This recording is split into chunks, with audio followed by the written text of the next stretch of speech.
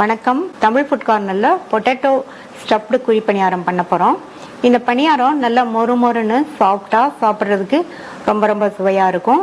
இதை பிரேக்ஃபாஸ்ட்டாகவும் evening time டிஃபனாகவும் night டின்னராகவும் எப்படி வேணாலும் சாப்பிட்டுக்கலாம். இந்த பணியாரம் அப்படியே சாப்பிட்றதுக்கும் நல்லாயிருக்கும். தேவைப்பட்டால் விருப்பப்பட்ட சட்னி வச்சு சாப்பிட்டுக்கலாம். நான் இன்னைக்கு புதினா சட்னியோட சர்வ் பண்ணியிருக்கேன். இப்போ எப்படி பண்ணுறதுன்னு பார்க்கலாம். இது வரைக்கும் தமிழ் ஃபுட் கார்னர் சேனலை சப்ஸ்கிரைப் பண்ணாதவங்க சப்ஸ்கிரைப் பண்ணிக்கங்க.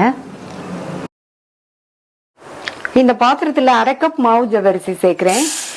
இதுக்கு மாவு ஜவ்வரிசி தான் நல்லா இருக்கும். இதில் தண்ணி சேர்த்து நல்லா வாஷ் பண்ணிக்கலாம். இந்த மாதிரி தேய்ச்சி தேய்ச்சி வாஷ் பண்ணிக்கங்க. அப்போதான் ஜவ்வரிசியில் உள்ள மாவெல்லாம் கொஞ்சம் போயிடும். இதை 2 தடவை வாஷ் பண்ணி எடுத்துட்டு வந்துடலாம். ஜவ்வரிசியை வாஷ் பண்ணியாச்சு. இது கூட 1/2 கப் பச்சை வேர்க்கடலை சேர்க்கிறேன். இந்த மாதிரி பச்சை வேர்க்கடலை எடுத்தாதான் இது வேகமா ஊறும். இதுல 1 கப் ரவை சேர்க்கிறேன்.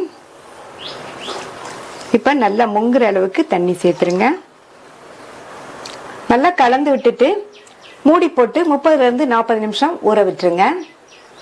ஊறிட்டு இருக்கட்டும். ஸ்டஃபிங் ரெடி பண்ணிடலாம். 200 கிராம் உருளைக்கிழங்க குக்கர்ல 5 விசில் விட்டு நல்லா சாஃப்டா வேக வச்சிருக்கேன். இந்த மாதிரி சாஃப்டா வேக வச்சுக்கோங்க. இப்ப இதை நல்லா மசிச்சுக்கலாம். நல்லா கட்டி இல்லாம இந்த மாதிரி மசிச்சு எடுத்து வச்சுக்கோங்க.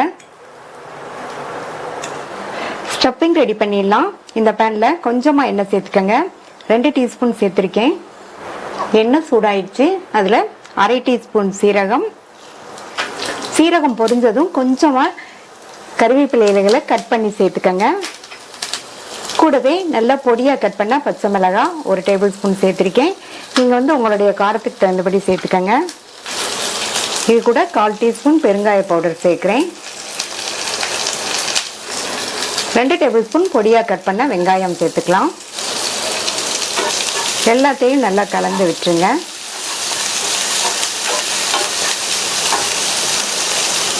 கலந்து விட்டுட்டு இந்த ஸ்டஃபிங்க்கு தேவையான அளவு உப்பை இப்பவே சேர்த்துக்கலாம்.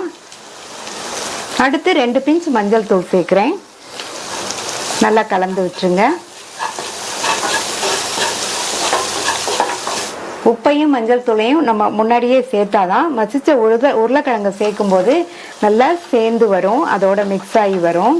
இப்போ மசிச்சு வச்ச உருளைக்கிழங்க சேர்த்தாச்சு. நல்லா மிக்ஸ் பண்ணி விட்டுருங்க.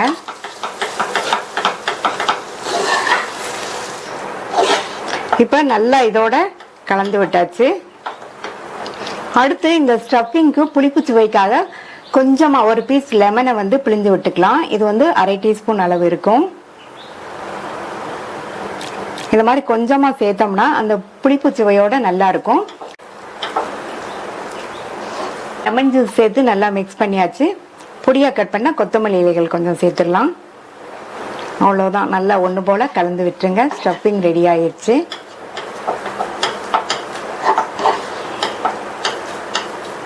இதை பிளேட்டுக்கு மாத்திட்டு ஆறுனதுக்கு அப்புறமா சின்ன சின்ன உருண்டைகளா உருட்டி வச்சுக்கலாம். இப்ப ஆறிடுச்சு. கொஞ்சம் கொஞ்சமா எடுத்து இந்த மாதிரி உருட்டி உருட்டி வச்சுக்கோங்க. கொஞ்சம் சின்ன பால்ஸாவே உருட்டிக்கங்க. அப்பதான் சரியா இருக்கும் நம்ம பணியாரம் மேல வச்சு ஸ்டவ் பண்ணும்போது.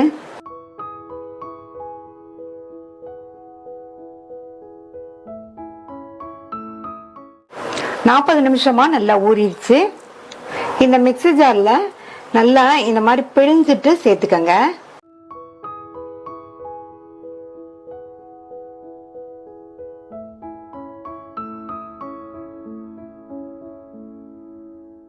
இதுல கொஞ்சமா தண்ணி சேர்த்து அரைச்சுக்கலாம். 2 டேபிள் ஸ்பூன் சேர்த்திருக்கேன். லேஸ் கொரகொரப்பா அரைக்கணும், நைஸா அரைக்க கூடாது. மாவு கெட்டியா இருக்கு. இதுல மறுபடியும் இன்னும் 2 டேபிள் ஸ்பூன் தண்ணி சேர்த்து அரைக்கிறேன். லேஸ் கொரகொரப்பா அரைச்சாச்சு. இதை இந்த பாத்திரத்துக்கு மாத்திட்டு அடுத்து இந்த மாவோட 2 டேபிள் ஸ்பூன் புளிப்பான தயிர் சேர்த்துக்கங்க. இந்த மாவுக்கு தேவையான அளவு உப்பு சேர்த்துட்டு நல்லா கலந்து விட்டுறலாம்.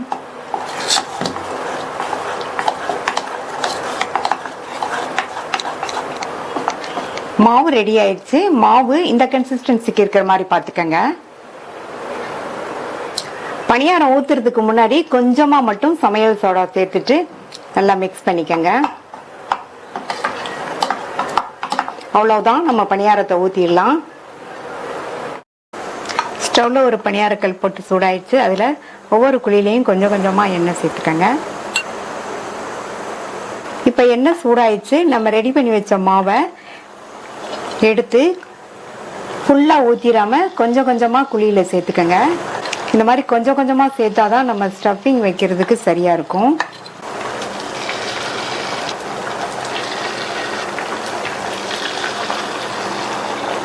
இதுல நம்ம ரெடி பண்ண ஸ்டஃபிங்கை எடுத்து இந்த மாதிரி லைட்டா பிரஸ் பண்ணி விட்டுருங்க.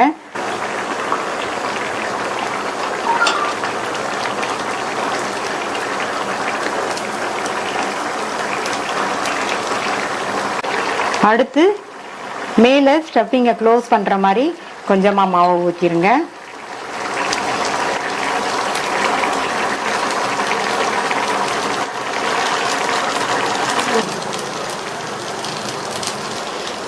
இப்ப வரைக்கும் ஸ்டவ் சிம்லயே தான் இருக்கு. இனி அடுத்து மூடி போட்டுட்டு ஸ்டவோட தீயை கொஞ்சம் கூட்டி வச்சிருங்க. பணியாரம் ஒரு சைடு வெந்ததுக்கு அப்புறமா திருப்பி போட்டுக்கலாம். நம்ம ரவை, ஜவ்வரிசி, வேர்க்கடலை இது மூணையும் சேர்த்து மாவு ரெடி பண்ணியிருக்கிறதுனால வெந்து வர்றதுக்கு கொஞ்சம் டைம் ஆகும். 2 இருந்து 3 நிமிஷம் ஆகும்.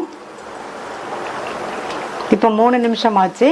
மேலே எல்லாம் நல்லா ட்ரை ஆகி வந்திருக்கு பாருங்க. ஒவ்வொரு பணியாரத்தையும் திருப்பி போட்டுக்கலாம்.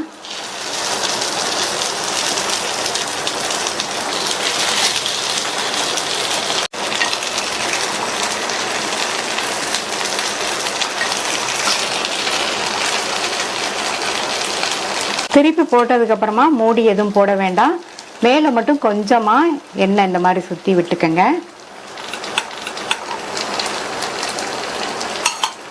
அந்த சைடு பணியாரம் 2 நிமிஷத்துலயே வெந்துரும். பணியாரம் வெந்து ரெடி ஆயிடுச்சு, எடுத்துடலாம். சாஃப்டான டேஸ்டான பொட்டேட்டோ ஸ்டஃப்டு பணியாரம் ரெடி. நீங்களும் ஒரு தடவை இந்த மாதிரி பணியாரம் செஞ்சு கொடுங்க. ட்ரை பண்ணி பார்த்துட்டு உங்க கமெண்ட்ஸ் சொல்லுங்க. தேங்க்யூ.